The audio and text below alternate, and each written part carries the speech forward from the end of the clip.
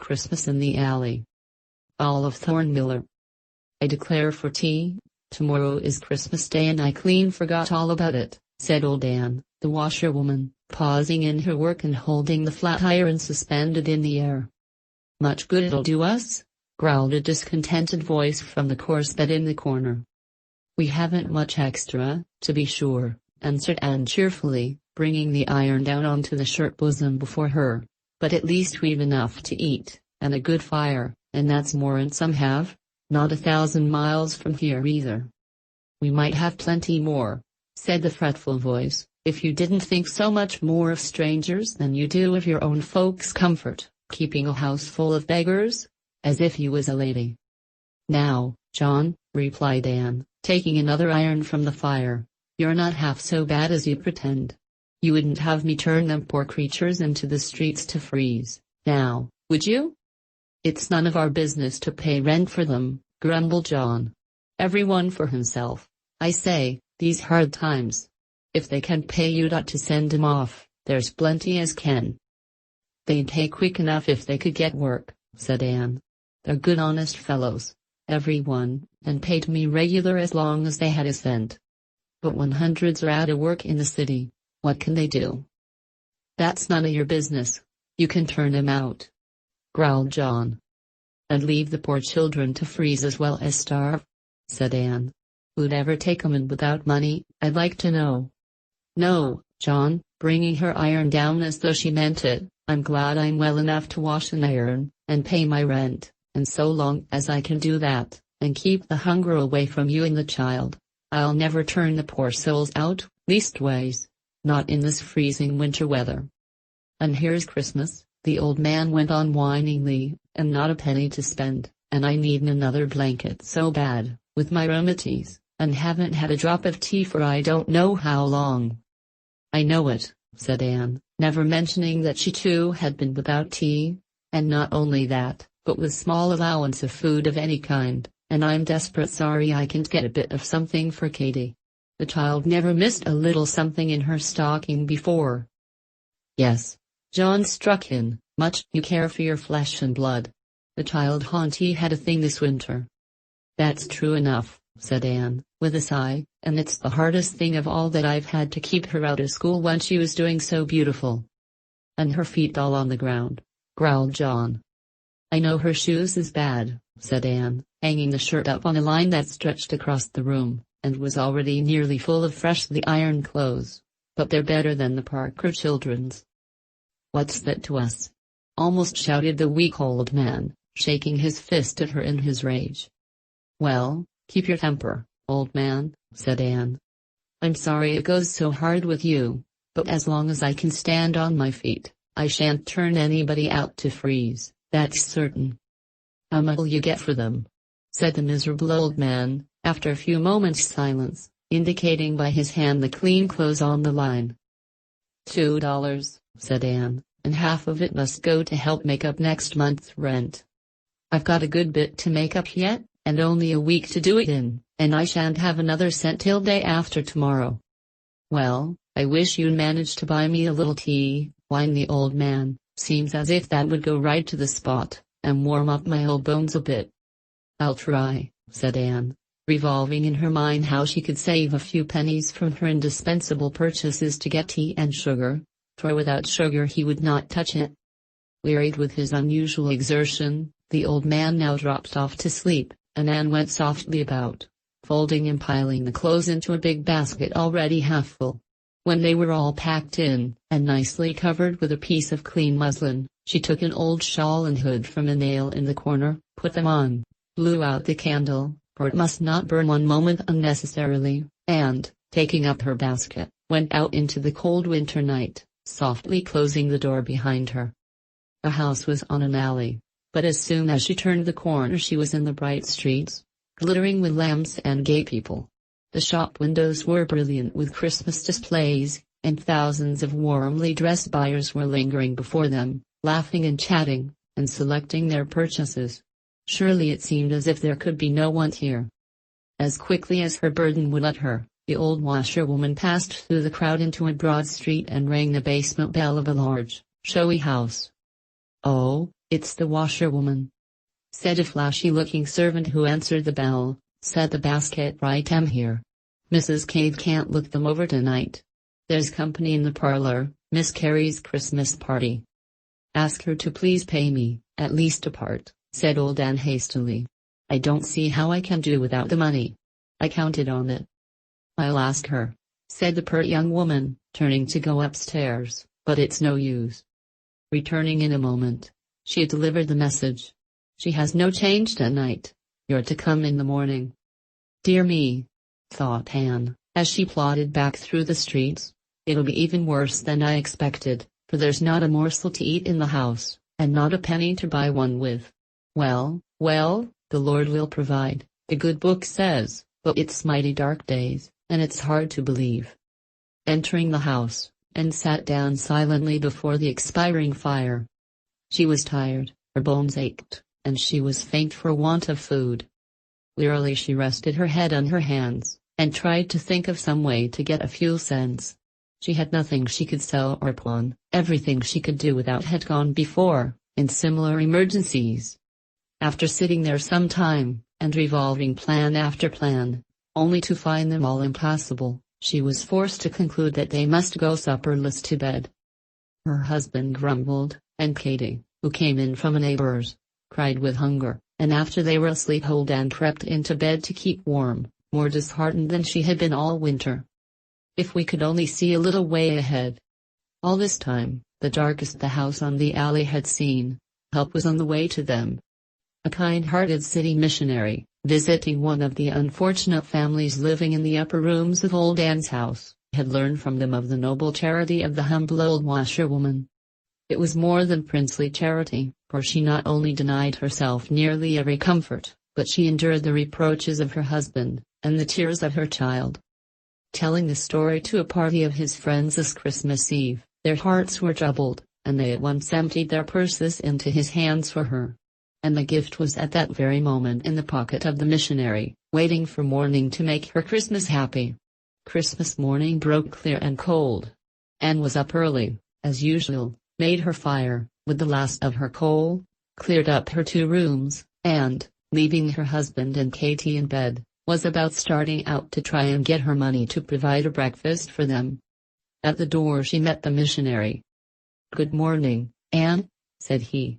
"I wish you a Merry Christmas." "Thank you, sir," said Anne cheerfully, "the same to yourself." "Have you been to breakfast already?" asked the missionary. "No, sir," said Anne. "I was just going out for it."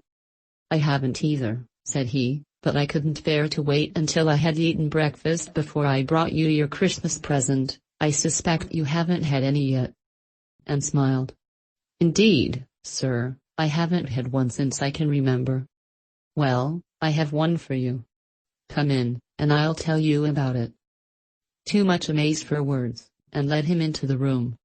The missionary opened his purse, and handed her a roll of bills. "Why, what?"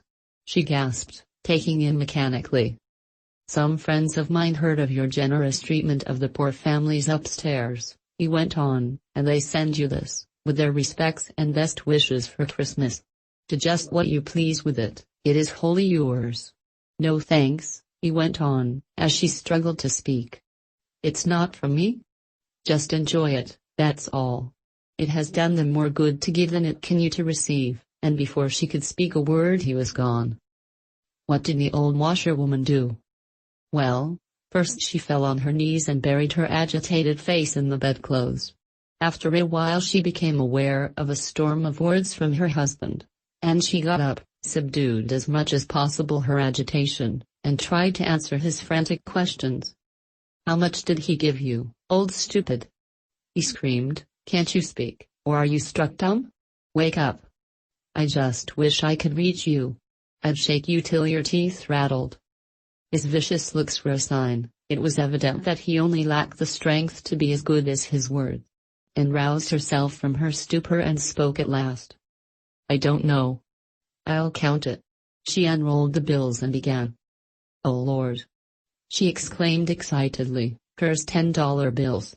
1, 2, 3, and a 20 that makes 5, and 5 are 55, 60, 70, 80, 85, 90, 100, and 2 and 5 are 7, and 2 and 1 are 10, 20, 25, 125. Why, I'm rich! She shouted. Bless the Lord! Oh, this is the glorious Christmas day. I knew he'd provide. Katie. Katie. She screamed at the door of the other room, where the child lay asleep. Merry Christmas to you, darling. Now you can have some shoes. And a new dress. And breakfast, and a regular Christmas dinner. Oh. I believe I shall go crazy? But she did not. Joy seldom hurts people, and she was brought back to everyday affairs by the querulous voice of her husband. Now I will have my tea, and a new blanket, and some tobacco. I have wanted a pipe. And he went on enumerating his wants while Anne bustled about, putting away most of her money, and once more getting ready to go out. I'll run out and get some breakfast, she said, but don't you tell a soul about the money. No. They'll rob us, shrieked the old man. Nonsense. I'll hide it well, but I want to keep it a secret for another reason. Mind, Katie, don't you tell? No, said Katie, with wide eyes. But can I truly have a new frock, Mammy, and new shoes, and is it really Christmas? It's really Christmas, darling, said Anne, and you'll see what Mammy'll bring home to you, after breakfast. The luxurious meal of sausages, potatoes, and hot tea was soon smoking on the table, and was eagerly devoured by Katie and her father. But Anne could not eat much. She was absent-minded, and only drank a cup of tea. As soon as breakfast was over, she left Katie to wash the dishes, and started out again. She walked slowly down the street, revolving a great plan in her mind. Let me see, she said to herself. They shall have a happy day for once. I suppose John'll grumble, but the Lord has sent me this money, and I mean to use part of it to make one good day for them. Having settled this in her mind, she walked on more quickly, and visited various shops in the neighborhood. When at last she went home, her big basket was stuffed as full as it could hold, and she carried a bundle besides. Here's your tea, John, she said cheerfully, as she unpacked the basket, a whole pound of it, and sugar, and tobacco, and a new pipe. Give me some now, said the old man eagerly. Don't wait to take out the rest of the things. And here's a new frock for you, Katie, old Anne went on, after making John happy with his treasures, a real bright one, and a pair of shoes, and some real woolen stockings. Oh, how warm you'll be. Oh, how nice, Mammy, cried Katie, jumping about. When will you make my frock? Tomorrow, answered the mother, and you can go to school again. Oh, goody, she began, but her face fell. If only Molly Parker could go too. You wait and see, answered Anne, with a knowing look. Who knows what Christmas will bring to Molly Parker? Now here's a nice big roast, the happy woman went on, still unpacking, and potatoes and turnips and cabbage and bread and butter and coffee and... What in the world? You going to give a party? Asked the old man between the puffs, staring at her in wonder. I'll tell you just what I am going to do, said Anne firmly, bracing herself for opposition, and it's as good as done, so you needn't say a word about it. I'm going to have a Christmas dinner, and I'm going to invite every blessed soul in this house to come. They shall be warm and full for once in their lives, please God. And, Katie, she went on breathlessly, before the old man had sufficiently recovered from his astonishment to speak, go right upstairs now, and invite every one of them from the fathers down to Mrs. Parker's baby to come to dinner at 3 o'clock. We'll have to keep fashionable hours, it's so late now, and mind, Katie, not a word about the money. And hurry back, child, I want you to help me. To her surprise, the opposition from her husband was less than she expected. The genial tobacco seemed to have quieted his nerves, and even opened his heart. Grateful for this, and resolved that his pipe should never lack tobacco while she could work. But now the cares of dinner absorbed her. The meat and vegetables were prepared, the pudding made, and the long table spread, though she had to borrow every table in the house, and every dish to have enough to go around. At 3 o'clock when the guests came in, it was really a very pleasant sight. The bright warm fire, the long table, covered with a substantial, and, to them, a luxurious meal, all smoking hot.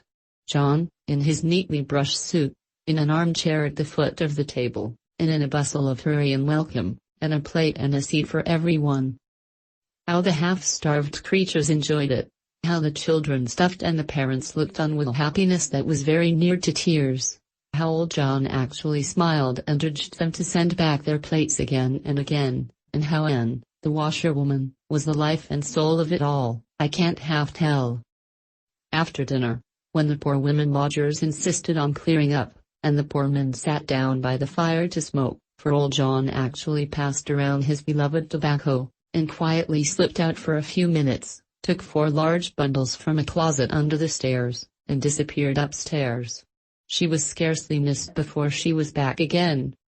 Well, of course it was a great day in the house on the alley, and the guests sat long into the twilight before the warm fire, talking of their old homes in the fatherland, the hard winter, and prospects for work in the spring.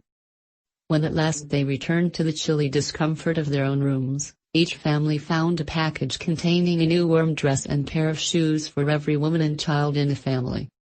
"And I have enough left," said Anne the washerwoman, to herself, when she was reckoning up the expenses of the day, "to buy my coal and pay my rent till spring, so I can save my old bones a bit. And sure John can't grumble at their staying now, for it's all along of keeping them that I had such a blessed Christmas day at all." Christmas.